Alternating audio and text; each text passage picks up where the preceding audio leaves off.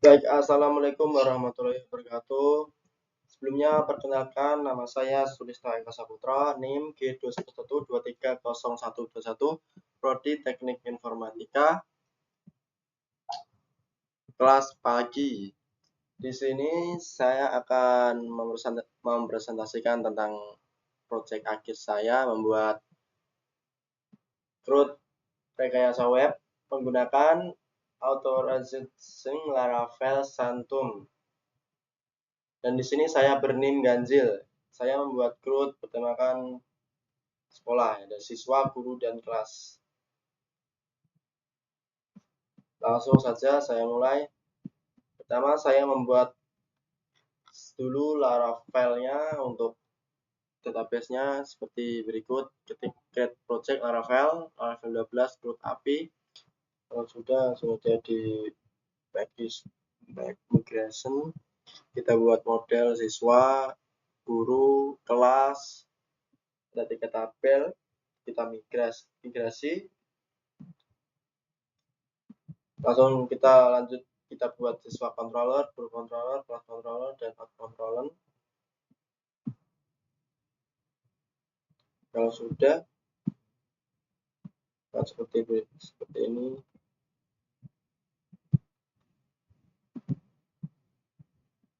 Jadi langsung saja kita ke kodenya. Yang pertama kita langsung ke NFV. NFV ini tujuannya kita untuk menghubungkan ke database yang telah kita buat tadi, yaitu ada di sini DB connection di MSQL, DB hostnya ini, portnya ini, dan jangan lupa database yang sudah buat tadi itu root API. Biasanya itu username-nya itu root dan password-nya kosong. Lalu untuk API URL-nya adalah localhost. Kemudian di sini ada migration kelas, dan di sini ada migration guru. Kenapa namanya ada gurus? Karena sebelumnya udah ada tabel yang belum saya hapus, yaitu guru, dan saya lupa menghapusnya, jadi tabrakan. Jadi yang tabel kedua ini infonya ada S-nya 1. Terus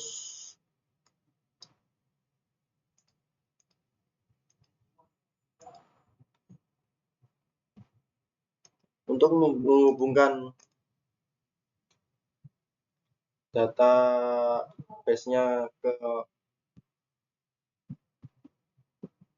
API Laravel, kita menggunakan API PHP. Jadi di sini ada register untuk langkah kita awal meregister menggunakan admin dan login, dan di sini ada protect CRUD menggunakan peer token. Jadi setelah kita login di sini, kita akan mendapatkan peer token untuk mengedit CRUD-nya yang ada di dalam database tersebut menggunakan Laravel Santum. Lanjut kita ke user PHP. Di sini user harus mendaftarkan menggunakan name, email, dan password. Jadi kalau tidak 3 ini tidak bisa, harus wajib 3 ini, ada name, email, dan password. Ke siswa langsung. Jadi siswa memiliki variabel NIS, nama, umur, kelas, ID. Ke kelas. Di kelas ada variabel kode, nama kelas, dan kapasitas kelasnya. Langsung ke tabel guru. Di guru ada NIDN, nama, dan mata pelajaran yang diampu guru tersebut. Dan untuk menghubungkan model guru ini kita membutuhkan out controller. Nah, di sini ada out controller untuk validasi register yang udah terregister.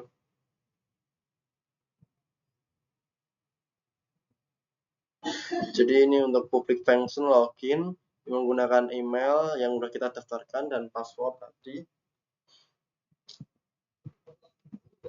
Untuk guru controller ini seperti berikut. Kalau sukses true, datanya akan masuk ke guru.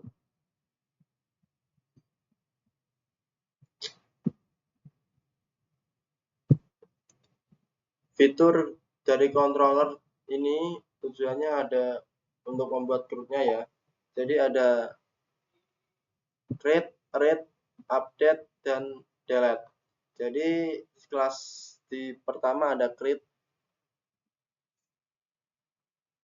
kalau create sukses true, datanya masuk ke kelas. Jadi seperti itu.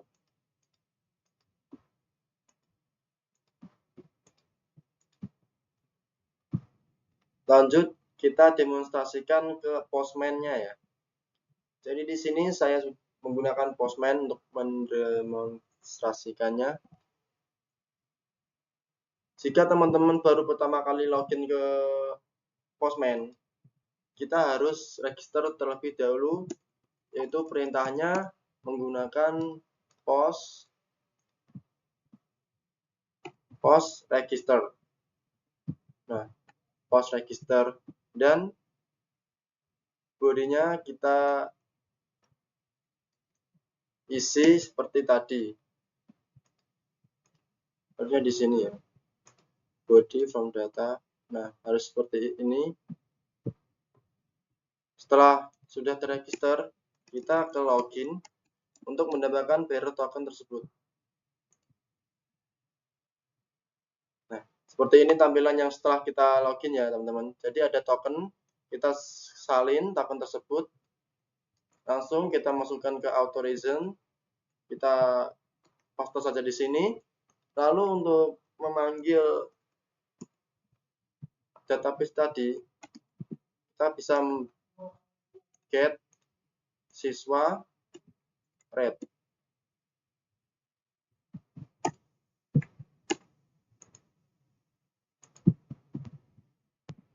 Nah, bisa muncul kan teman-teman. Jadi di sini ada tabel siswa red ya.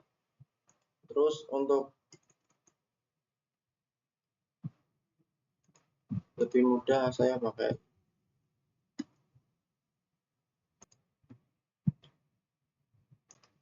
untuk create kita bisa menggunakan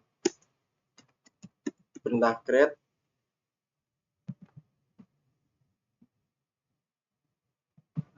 Lalu kita bisa masukkan namanya, contoh Mas Eko.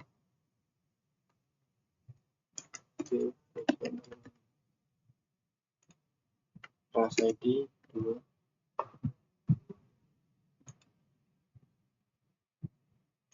Kita post. Nah, jadi kita menggunakan post ya teman-teman untuk create. Jadi akan ID 3 dan true. Lalu kita untuk read tadi ya, kita coba read lagi apakah sudah masuk ke data kita. Nah, Mas Eko udah masuk ke data 3, ID 3 ya, kelas ID 2 ada di kelas ini. Terus untuk delete kita put dulu ya untuk mengupdate. Jadi kita bisa mengupdate menggunakan perintah update. Siswa update, kita panggil baris 3, apa namanya, tabel 3 tadi ya kita buat. Jadi di sini Mas Eka kita bisa ganti Rian Setianto. Nah, kita langsung aja ke put, jangan lupa nanti harus di put ya. Terus send. Nah, true, kalau data berhasil diupdate akan seperti ini. Lanjut untuk delete ya, kita panggil delete.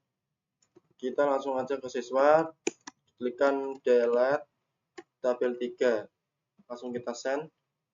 Nah, terus siswa dihapus. Kita bisa lihat lagi di read apakah masih ada. Sudah tidak ada ya teman-teman. Jadi seperti itu, mungkin cukup lama. Sekian, terima kasih. Wassalamualaikum warahmatullahi wabarakatuh.